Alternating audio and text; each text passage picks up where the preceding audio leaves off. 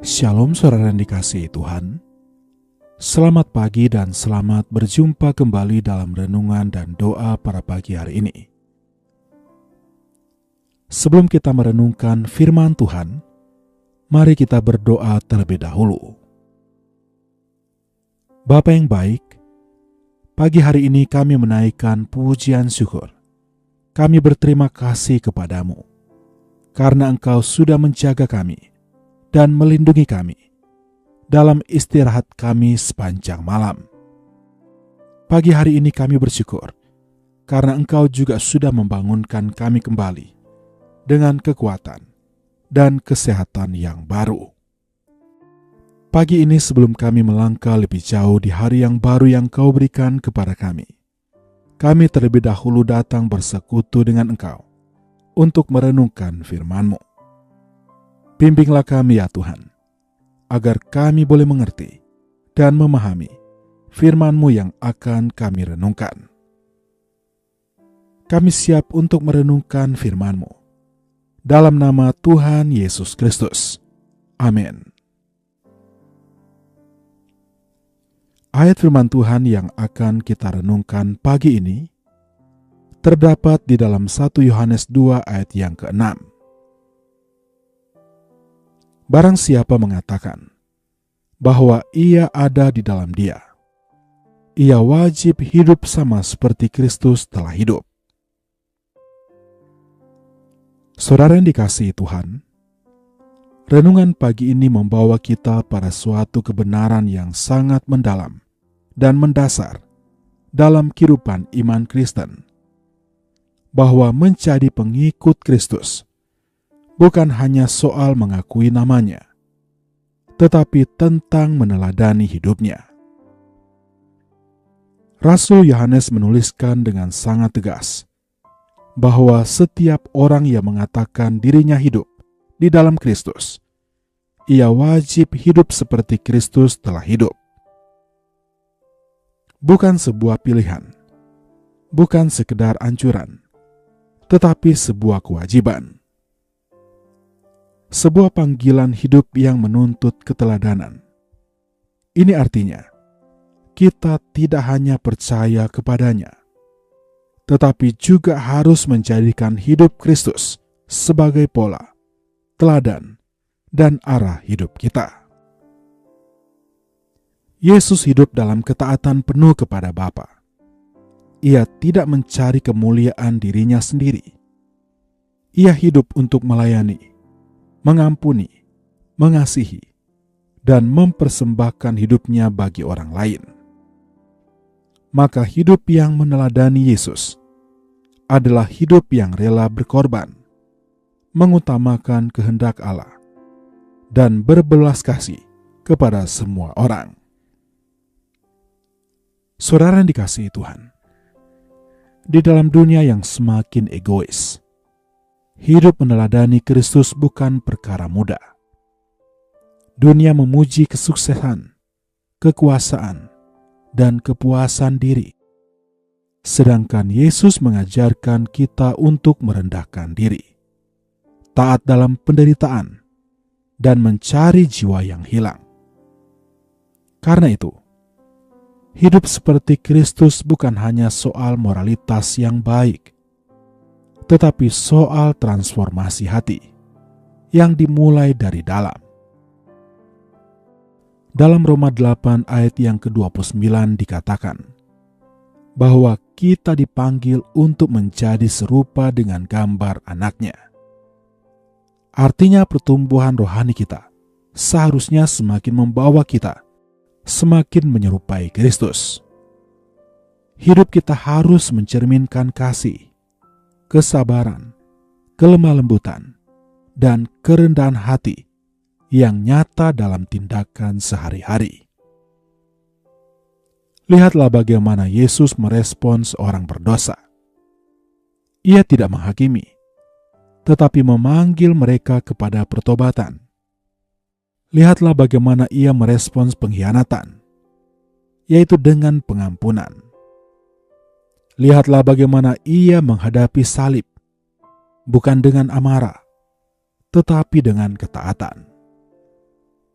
itulah jalan yang kita harus ikuti. Jalan yang tidak mudah, tetapi penuh kemenangan yang kekal. Mengikuti jejak Kristus berarti juga siap memikul salib setiap hari.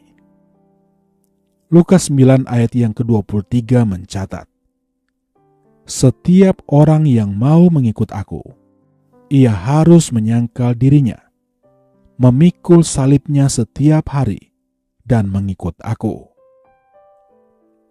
Ini berbicara tentang kehidupan yang terus-menerus diproses, diuji, dan disempurnakan oleh Tuhan. Mungkin hari ini kita sedang berada dalam situasi yang sulit, baik dalam keluarga, pelayanan, keuangan, atau relasi dengan sesama. Tetapi ingatlah, Kristus pun sudah menderita. Dia tahu apa artinya ditolak, dilukai, dan disalahpahami. Maka ketika kita mengikut Dia, kita tidak berjalan sendiri. Dia menyertai kita dengan kasih karunia dan kekuatan yang tidak pernah habis. Kita tidak dipanggil untuk menjadi sempurna dengan kekuatan sendiri, tetapi untuk melekat kepada Yesus yang oleh Roh Kudus akan memampukan kita menjalani hidup yang berkenan di hadapannya. Hari ini, mari kita renungkan. Apakah hidup kita sudah mencerminkan Yesus? Apakah orang di sekitar kita bisa melihat Kristus lewat perkataan, lewat keputusan-keputusan yang kita ambil, dan melalui tindakan kita? Tuhan rindu membentuk kita menjadi serupa dengannya. Ia sedang bekerja dalam setiap proses hidup kita. Setiap tantangan, pergumulan, bahkan luka hati yang kita alami adalah bagian dari proses pembentukan itu.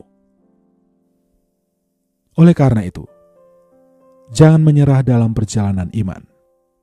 Teruslah berjalan, teruslah bertumbuh, teruslah melangkah maju dalam kasih, dalam pengampunan, dan kerendahan hati. Jadikan firman Tuhan sebagai pelita setiap pagi, dan teladan Kristus sebagai tujuan hidup kita. Maka pada waktunya, dunia akan melihat perbedaan itu, bukan karena siapa kita, tetapi karena siapa Kristus di dalam kita. Dan hidup kita akan menjadi kesaksian yang hidup tentang kasih dan kuasa Allah yang nyata. Tuhan kiranya menolong kita semua dan memampukan kita untuk senantiasa hidup dalam ketaatan. Kekuatan yang daripada Tuhan akan menyertai kita dan memberikan kita kemampuan. Amin. Mari kita berdoa. Tuhan Yesus, kami bersyukur kepadamu untuk kebenaran firman-Mu hari ini yang sudah menegur kami, mengajar kami, dan membentuk kami. Engkau memanggil kami bukan hanya untuk percaya, tetapi untuk hidup seperti Engkau telah hidup. Tuhan, kami mengakui bahwa kami masih jauh dari sempurna. Kami seringkali gagal dan jatuh, tapi kami percaya bahwa Engkau tidak meninggalkan kami. Tolong kami ya Tuhan, agar kami boleh berjalan dalam jejak-jejak-Mu. Bentuk hati kami, agar serupa dengan hati-Mu ya Tuhan.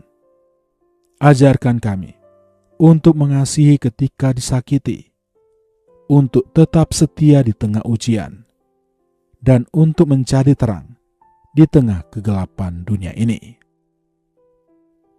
Kami serahkan seluruh hari ini ke dalam tangan-Mu ya Tuhan. Kuatkan kami untuk meneladani Kristus dalam setiap keputusan, tindakan, dan perkataan kami. Jadikan kami pembawa damai, menjadi saksi-Mu, dan menjadi terang bagi orang-orang di sekitar kami. Inilah kehidupan kami ya Tuhan. kami serahkan ke dalam tangan-Mu.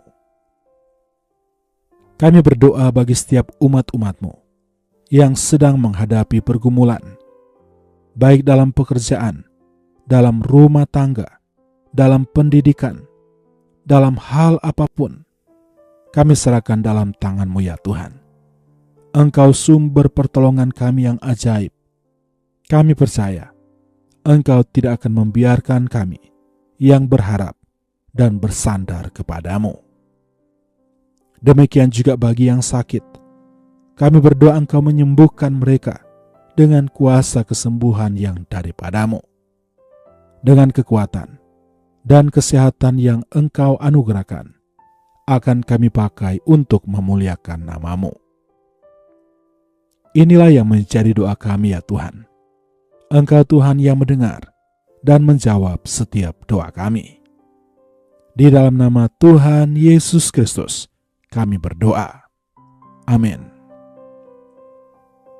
Mari kita berdoa doa Bapa kami. Bapa kami yang di sorga, dikuduskanlah nama-Mu. Datanglah kerajaan-Mu. Jadilah kehendak-Mu di bumi seperti di sorga. Berikanlah kami pada hari ini makanan kami yang secukupnya. Dan ampunilah kami akan kesalahan kami, seperti kami juga mengampuni orang yang bersalah kepada kami. Dan janganlah membawa kami ke dalam pencobaan, tetapi lepaskanlah kami daripada yang jahat. Karena Engkaulah yang mempunyai kerajaan, dan kuasa, dan kemuliaan, sampai selama-lamanya. Amin. Tuhan memberkati engkau dan melindungi engkau. Tuhan menyinari engkau dengan wajah-Nya dan memberi engkau kasih karunia. Tuhan menghadapkan wajah-Nya kepadamu dan memberi engkau damai sejahtera. Terimalah berkat dari Allah Bapa, kasih karunia dari Tuhan kita Yesus Kristus, dan persekutuan dengan Roh Kudus menyertai kita semua dari sekarang sampai selama-lamanya. Amin. Demikianlah renungan dan doa pada pagi hari ini. Biarlah boleh menjadi berkat bagi saudara semua.